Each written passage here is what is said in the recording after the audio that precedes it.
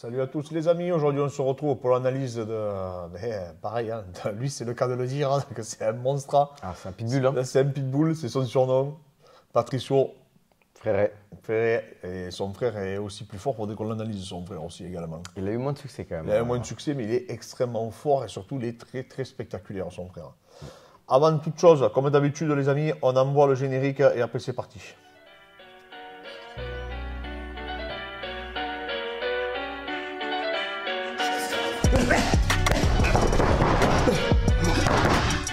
Je m'appelle Clément Marcoux.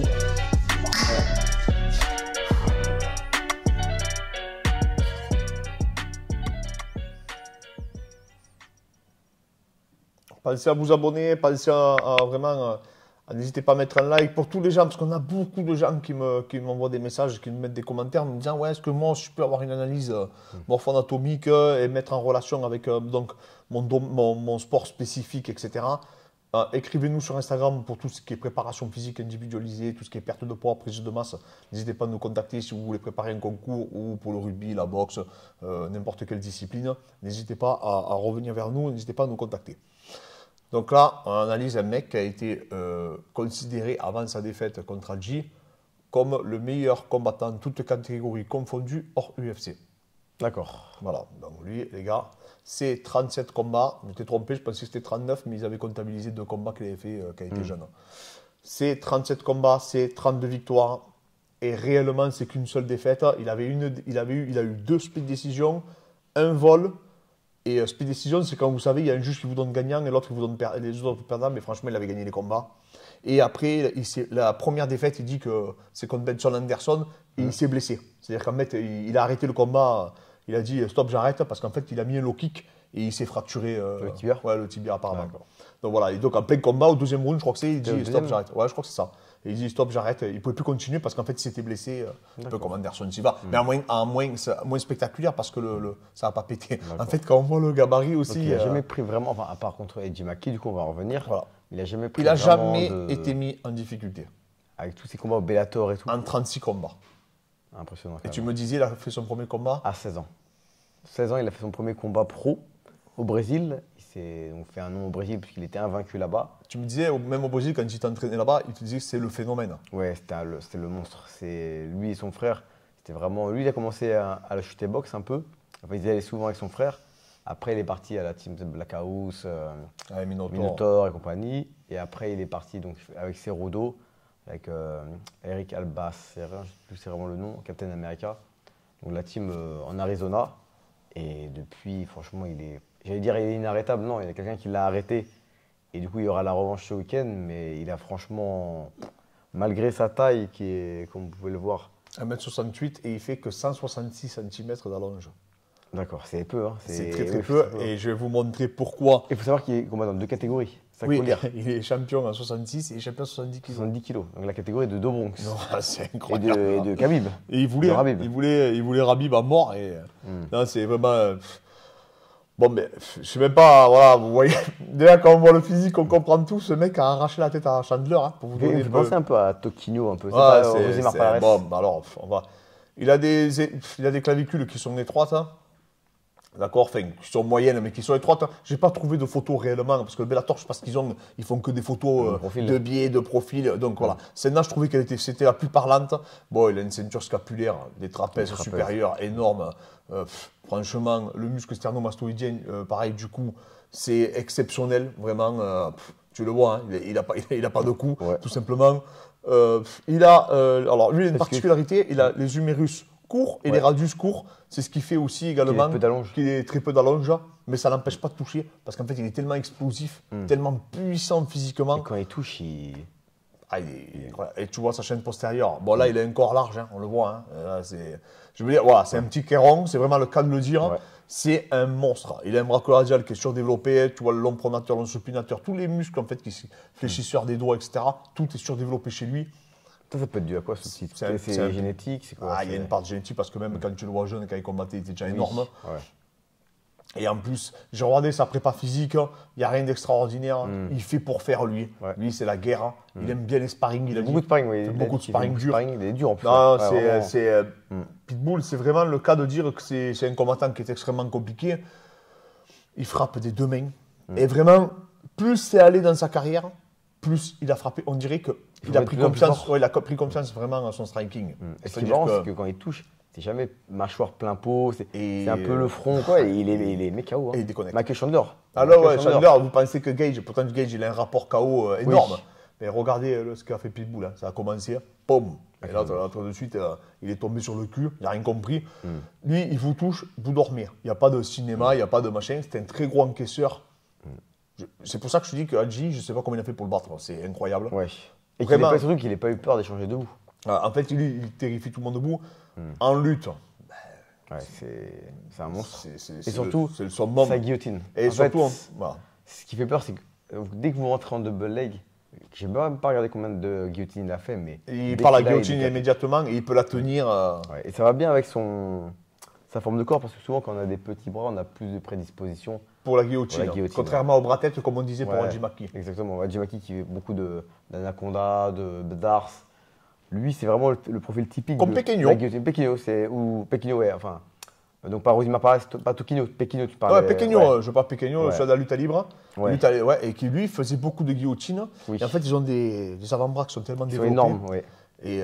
Donc, du coup, c'est pour ça que, en fait, quand tu as la guillotine et que tu as un avant-bras énorme, tu as beaucoup plus de levier au final. Ouais, quand il fait juste le levier, il a tu vois, les biceps qu'il a, toutes les insertions musculaires qu'il a, c'est impressionnant. Peut-être qu'il a un point faible pec, mais même on le voit, hein, la partie claviculaire de ses pecs, elle est surdéveloppée. Pitbull, c'est voilà, il a fait passer des messages. Hein. Ouais. Déjà à l'époque, il disait que si, admettons, il affrontait Khabib, en gros, l'UFC, s'il perdait, il ne le payait pas, tu vois. D'accord. Tellement il était sûr de lui, parce que c'est un mec qui est très dur à lutter, parce que je te dis, il te décapite avec sa guillotine. Il a un sol, vraiment, il faisait déjà à l'époque, j'ai regardé ses premiers combats obligatoires, des clés de talons, mais inversés. Alors que les clés de talons inversés, c'était pas ce qui se faisait de plus courant, c'est pas, il y a 15 ans, on n'en voyait pas beaucoup. Un peu les Japonais, mais c'était pas. Et lui, il faisait déjà des clés de talons inversés. Il avait confiance en son. Un peu comme Tokino, franchement. Non, c'est un mix de Tokino. Sauf qu'il a un mental incroyable. C'est un pitbull. Ouais, voilà. C'est pas pour rien qu'on l'appelait pitbull. Non, mais il faut se rendre compte que ce mec, il a affronté les meilleurs. Même au Brésil, il a tapé des tueurs. Ouais. Et qu'il a un palmarès qui était, je te dis, tu vois, vous voyez les décisions qu'on lui a volées. Il a 2 split décisions, donc décisions partagées. Il a une décision, je crois que c'est contre Pat Curran, où je ne sais plus si c'était Cross ou Pat Curran. Ouais, je ne sais plus exactement. Pareil, il s'est fait voler. Donc le mec, il arrive contre Benson Anderson, il se blesse. Donc quand il prend un Hadji Maki, déjà, il restait sur une grosse série de victoires. Et en plus de ça, il arrive contre lui, il est champion dans 2 catégories différentes, 66-70 kg, il avait les 2 ceintures. Et donc parce qu'il avait pris la 70 à Chandler. Oui. Et après, derrière, il arrive et il affronte Hadji. Donc le mec, il arrive face à lui avec 36 combats. 36, en gros, pour lui, il avait 35 victoires et une blessure. Oui, donc, en fait, il n'avait pas de doute psychologiquement. Et donc, voilà. Non, vraiment, un combattant qui a des... on n'en voit pas beaucoup des combattants dans son profil. On en voit de moins en moins. À l'époque, on en voyait avec les Steincherk, tu vois, les Frankie Edgar, tous ces petits gabarits explosifs. C'est un peu Gréménard, mais encore, c'est même pas pareil. C'est pas... Non, mais tu vois, il y avait des petits crapus explosifs, Chad Mendes, tu vois. Bah, Tokino, on en revient encore. Ouais, on en revient à Tokino. C'est vrai que maintenant, on en voit de moins en moins. Mais surtout, c'est dû à quoi, je pense? Parce qu'en fait, maintenant, les gens sont beaucoup plus techniques, beaucoup plus aériens, une meilleure gestion de distance, le MMA a évolué. Et surtout que c'est très dur quand tu es un petit gabarit. Il y a très peu de combattants qui ont l'explosivité et la réactivité et le coup d'œil pour toucher des mecs qui sont beaucoup plus grands que lui. C'est pour ça que Chandler, il est impressionnant parce qu'il a quand même connecté Hooker, qui faisait une tête de plus que lui. Et lui, il connecte souvent des combattants qui sont beaucoup plus grands que lui. C'est ça qui est impressionnant. Alors que lui, il est très petit. Il est petit. Il est encore plus petit que Chandler. Est-ce que c'est la peur d'aller au sol avec lui qui crée ça ou... Et après, tu sais que s'il te touche, tu peux dormir. Ça aussi, ça fait vraiment peur, tu vois. Ça fait vraiment flipper. Mais tu vois aussi. Et Pitbull, donc, quand on voit ses entraînements, j'ai regardé un peu. Donc, il a 2 jours de préparation physique. Il dit qu'il fait quasiment du grappling tous les jours. Ouais. Je ne sais pas si tu as vu combien de sparring il faisait. C'est l'héritage du... Comme il vient du jiu-jitsu, il y a beaucoup de volume d'entraînement. Il fait beaucoup de sparring. Je n'ai pas regardé le nombre d'entraînements qu'il fait, mais c'est quelqu'un qui fait beaucoup de volume. C'est l'école brésilienne. Ouais, vraiment... donc il fait entre 8 et 12 séances apparemment par semaine. Alors après, je ne sais pas exactement comment chez Captain America, comment ils font, comment ils fonctionnent. J'ai vu qu'ils faisaient des thèmes. On n'a pas, tu vois, sur leur club, c'est vraiment les groupes professionnels. Ils essayent vraiment parce qu'en plus, c'est judo depuis qu'il a repris un peu le management, on va dire. Hein. qui lui fait un peu le rôle de coach assistant ou de coach au niveau de la stratégie. Ouais. Je pense qu'il réadapte tout en fonction des individus. Mais en tout cas, voilà, la préparation physique qu'il faisait, c'était des circuits classiques, un peu comme on peut voir en MMA. Après, il fait un petit travail de fois de neuro dans le club qui est associé à Cerudo, ils ont un petit travail de neuro. Mais oui, avec les lumières et tout, voilà, il fait un peu de réactivité, il travaille avec les balles. Sur les balles, vous l'avez vu, à l'époque, c'était Anderson Silva qui avait popularisé ça. Ça, je crois qu'ils l'ont récupéré d'Anderson Silva avec son coach à l'époque. Donc vraiment, Pitbull, si vous ne le connaissez pas, je vous encourage à regarder ces combats parce qu'ils sont ultra spectaculaires. Ouais. Et c'est vraiment un combat. Dommage qu'il n'est pas à l'UFC, tu vois. Après, 66, ça aurait été bien, surtout qu'en plus avec Volka. Ah ben lui, il a clairement dit qu'il les amènera. Il n'a pas dit qu'il allait les battre. Il a dit qu'il allait les exploser s'il les affrontait. Lui, il a dit Volka, je le mange tous les matins quand je me lève, si je veux. Et c'est un mec qui a lui, par contre, autant Hadji, il veut être champion de l'UFC. Hein, tu sais que lui, il veut affronter Max Holloway. Ouais. Il dit qu'Alexander ne l'impressionne pas, mais lui, il veut Max Holloway. Il dit que c'est le véritable monstre de la catégorie. Mais lui, il veut tout le monde. Lui, il a dit moi, j'arrache Alexander, j'arrache qui tu veux. Il veut signer à l'UFC. Lui, vraiment, hein, c'est son but, hein, c'est de signer à l'UFC. Hein. Donc, il insiste. Bon, il a 34 ans, il n'est pas si vieux que ça, au final, et il est surtout en grande forme. Après, il n'est pas si vieux que ça, mais il a quand même beaucoup de combats. Oui, il a beaucoup de combats. Est-ce que ça va pas le coûter au bout d'un la mâchoire? Est-ce que contre McKee, on n'a pas vu des. Après, l'autre, il tape comme une mule et il a pris plein fer. Et il est pas top, il a continué. Quoi. Oui, il a continué. Il y en a beaucoup qui se seraient effondrés. Hein. Oui, c'est pas un cas honnête. Tu vois que non. Après, voilà, c'est le Bellator. Le Bellator, les contrôles ne sont pas les mêmes qu'à l'UFC. Ça aussi, on a eu, je vous le dis, je ne vous le cache pas. C'est un mutant, hein. Faut pas se leurrer. Là, il n'y a pas l'USADA. C'est beaucoup plus compliqué que ça, quoi. D'accord. Donc vous voyez des mecs, c'est sûr que physiquement, des fois, quand tu as vu Mousasi contre Lovato, quand on voit arriver Lovato, faut pas se leurrer, les gars. Lovato, il avait été choqué. Il avait dit en conférence de presse. Ça sentait les hormones. Mousasi avait dit carrément accusé de dopage son adversaire. L'autre est arrivé énorme, ultra découpé. Bon, voilà. Bon, après, bien sûr que ça a une incidence, ses amis. Mais lui, par contre, voilà, il affronte aussi des mecs qui sont chargés comme des mules. Il avait affronté Chandler à l'époque. Ouais, mais non, mais de toute façon, on le voit, il y a des anciens champions de l'UFC qui sont revenus, qui sont encore plus forts, j'ai l'impression, qu'avant. Et Benson Anderson, pour moi, il n'a jamais été aussi fort que dernièrement, tu vois. Ouais, il perd un peu, non? Ouais, non, mais il fait des combats. Tu veux dire le 5x5 qu'il a fait contre. Il a fait 5x5 avec Chandler, les gars, regardez-le. Ouais. C'est un des combats du siècle.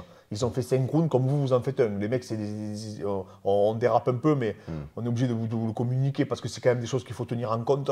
Parce que quand on analyse quand même les physiques qu'on peut retrouver à l'UFC, et là, quand on analyse Pitbull, je vous dis franchement, la puissance qu'il dégage, c'est encore autre chose que ce qu'on peut voir chez Alexander, qui est déjà très puissant. Oui, qui est déjà un ancien Walter en plus. Qu'en plus, il faisait à l'époque 97 kg, je rappelle, qu'il jouait au rugby à 13. Là, lui, vraiment, je sais pas, tu vois les mecs, je sais pas combien ils pèsent, mais. Parce qu'en 66, qui c'est qui pourrait générer autant de puissance comme ça? Holloway, non. Et surtout qu'il connecte des mecs qui sont à 70 kg comme si c'était comme si c'était des allumettes. Donc, non, attention, c'est un animal. De toute façon, c'est un prodige, il ne faut pas se leurrer parce qu'à 16 ans, il ne prenait rien et il tuait des mecs déjà. Donc voilà, c'est un génie du combat, c'est un gros travailleur, très agressif, gros mental, gros menton. Pareil, la guillotine, elle est très technique. La guillotine, elle est très technique. Et surtout, c'est quelqu'un qui a également, et comme souvent, on le répète, mais régulièrement, qui lit ses qualités morpho-anatomiques et physiologiques. Oui, parce qu'il n'est pas parti sur des triangles, sur des bras-têtes. Il a toujours fait en fonction de ses points forts. Et souvent, inconsciemment, vous en rendez pas compte, mais vous allez vous diriger sur votre schéma technico-tactique dans des techniques qui vous rapprochent un peu de votre morpho-anatomie. Par contre, ce que les gens ne font pas, c'est que c'est l'entraînement et la vision de leur entraînement qui ne s'adaptent pas. N'hésitez pas à nous contacter pour avoir plus de détails sur ça parce qu'on a beaucoup de questions et beaucoup de gens qui nous écrivent pour faire ce type d'analyse beaucoup plus approfondie. Bien entendu, quand on fait les coachings à distance, c'est beaucoup plus approfondi que ça.